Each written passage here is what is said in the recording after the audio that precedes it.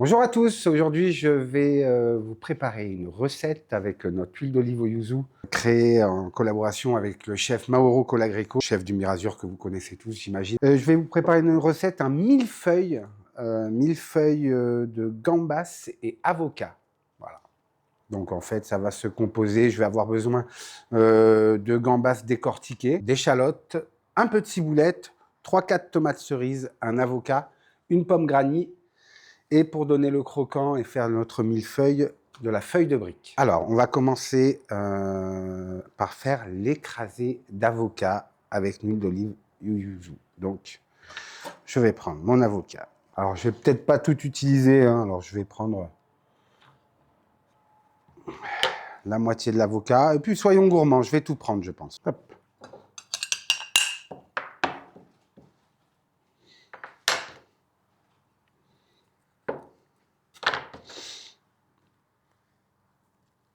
Ouais, il est bien mûr. Et moi, je prends un peu de sopalin. Très important, les mains propres, les mains propres, les mains propres.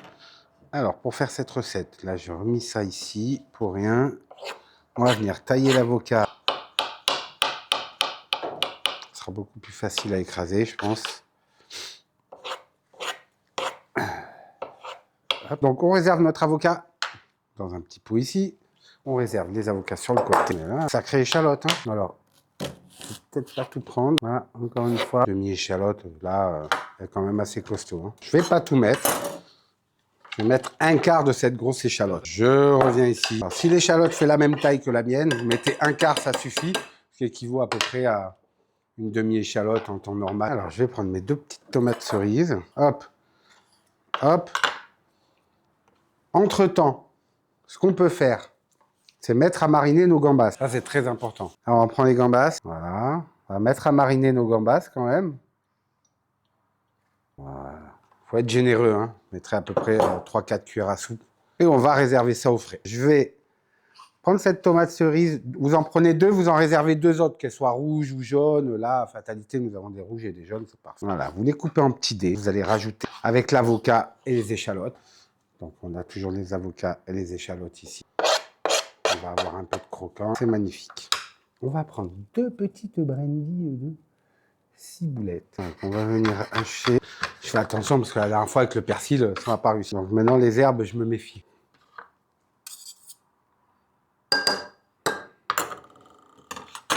On va venir, très important, on est là pour ça aujourd'hui, arroser généreusement encore notre avocat, la tomate et l'échalote.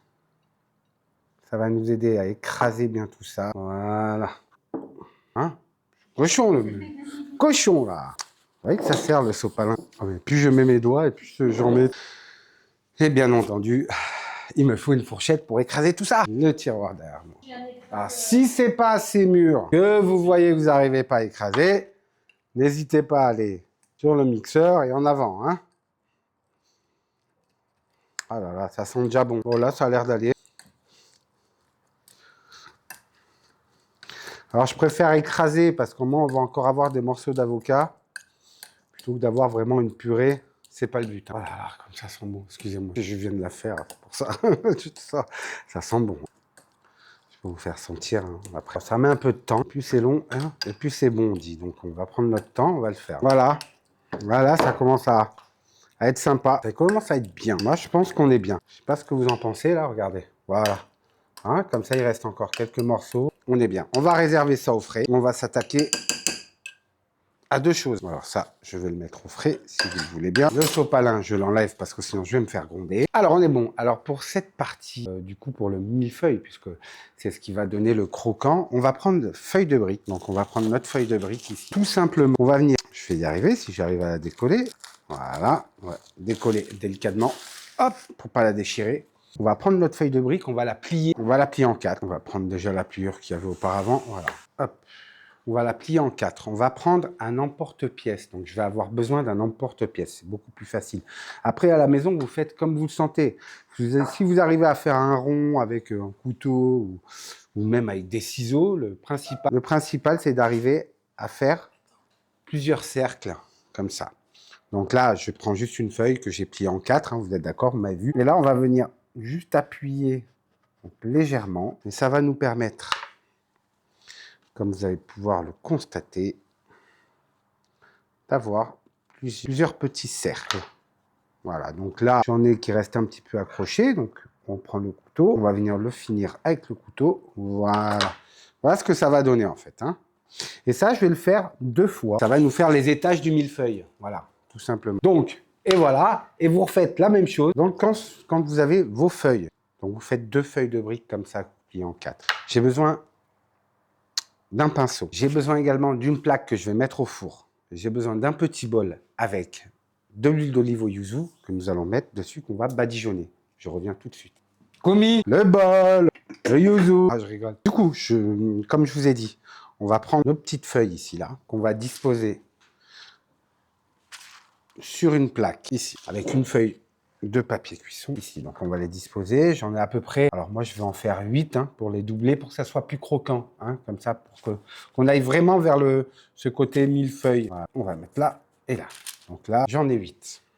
Je vais prendre mon huile d'olive au yuzu. Très important, on est là pour ça aujourd'hui, dans cette recette. Donc là, je vais verser à peu près l'équivalent de 2 cuillères à soupe, voilà, dans un bol. Ça se fait toujours au feeling. Hein. S'il faut, vous en mettrez 1, 2, le pinceau. Là, on va venir délicatement badigeonner notre petite feuille de brique. Voilà, je me sens une âme d'artiste.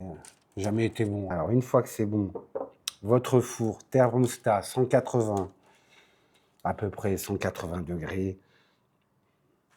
Voilà. Et on va enfourner ça quelques minutes. On va surveiller et on va revenir vers vous pour vous dire exactement le temps qu'il faut à peu près. J'y vais. Alors, on va s'occuper désormais des gambas et de ce qui va l'accompagner. Alors, j'ai pris pour accompagner, parce que vous l'avez tous vu, une pomme verte, une pomme granny. Une Granny Smith, on appelle ça, hein, c'est ça? Si je ne me dis pas de bêtises. Que je vais venir découper en dés, en fait, pour les poêler avec mes gambas. Voilà, ça va nous donner un petit côté en plus croquant, ce petit côté sucré et ce petit côté acidulé qui va accompagner notre huile d'olive au yuzu. Donc là, pareil, j'ai ma technique, vous avez la vôtre. Moi, je ne me casse pas la tête. Je prends ma pomme, je découpe ici, ici. Ça, c'est quand vous n'avez pas le petit machin, je ne sais pas comment ça s'appelle, là, pour enlever les trognons. Là, hop. Et ça, si vous avez un lapin, vous pouvez lui donner. Voilà. Donc, ensuite, je prends mon autre couteau, mon éminceur. Je vais venir ici, couper quelques tranches. Ici, reprendre un petit bâtonnet.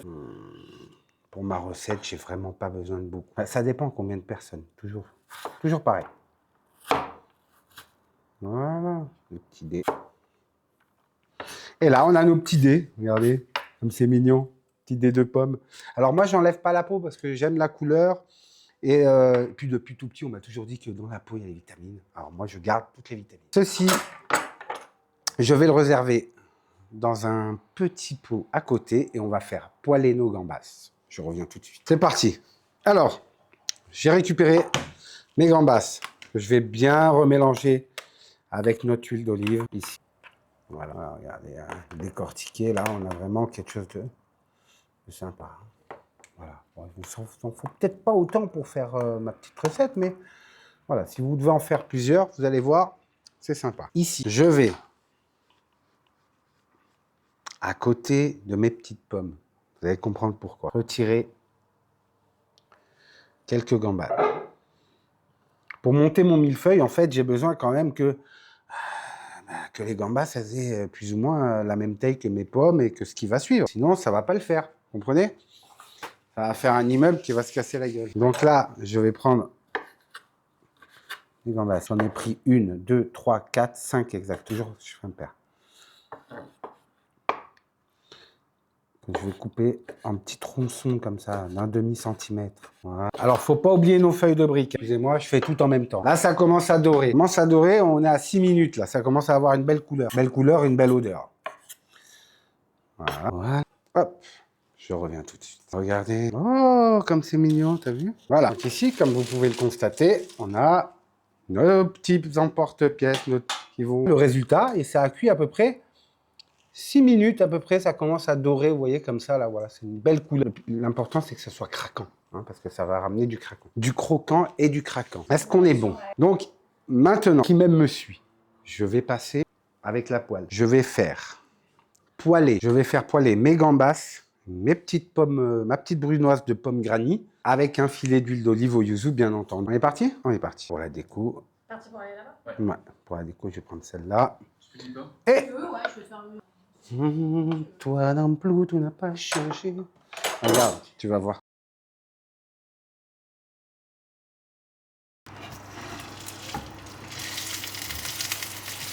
Ouais, pas tant que ça, les enfants.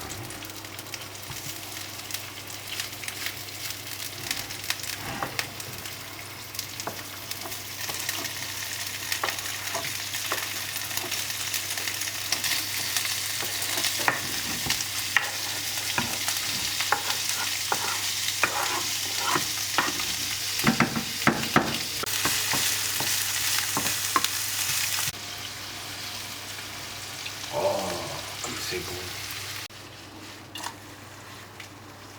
Là, on va être tip top. Hein. Moi, je vous le dis, là, normalement, les enfants, ça risque d'être pas mal. Hein. Alors, pendant... c'est bon, bah, tu pouvais rester. Pendant que les gambas sont en train de frétiller dans la poêle, je vais aller chercher notre guacamole, notre écrasé d'avocat. Voilà, écrasé d'avocat que nous avons réservé au frais tout à l'heure. On a nos petits ronds de feuilles de briques qui vont nous permettre de faire notre millefeuille. Là, on est bon. On va pouvoir revenir. Et voilà. Voilà ce que ça donne dans la poêle. Vous avez vu Salt? Il le fait. Moi, je fais avec la poêle. Voilà. Donc, on va venir le réserver ici. Tout va se jouer maintenant. Et avant, je vais prendre une petite tomate cerise. Les deux que nous avions réservés tout à l'heure, vous vous en souvenez? On va venir les découper en rondelles. Oh là là là là là là. Je vais vous expliquer pourquoi. C'est pour quand on va monter notre millefeuille, on va rajouter 2-3 petites rondelles, on va donner de la couleur, vous allez voir, ça va être sympa. On va monter notre millefeuille. Qu'est-ce que vous en pensez? Une fois que nous avons tout sorti, tout à proximité, donc la poêle, nos gambas, les petites pommes qui ont légèrement poêlé. Ici, on a notre écrasé d'avocat. Ici, nous avons nos petits cercles de feuilles de briques qui vont nous permettre de faire le millefeuille, de monter le millefeuille. On va reprendre l'emporte-pièce. Je vais vous expliquer pourquoi. Ça va nous permettre d'éviter de baver un petit peu.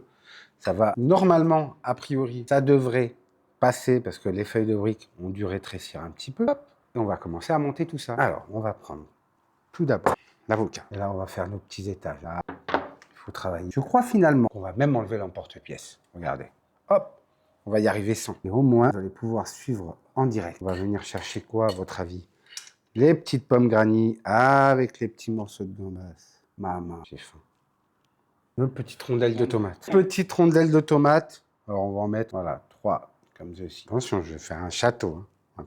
Voilà. Ici, on va replacer notre feuille de brique. J'avais prévu d'en mettre 2. Vous savez pourquoi? Parce que le poids de l'avocat, il risque de casser un peu. Si j'en mets qu'une, ça va. Vous voyez, vous entendez là le craquant, même quand je monte délicatement notre millefeuille. Voilà. Un artiste peintre.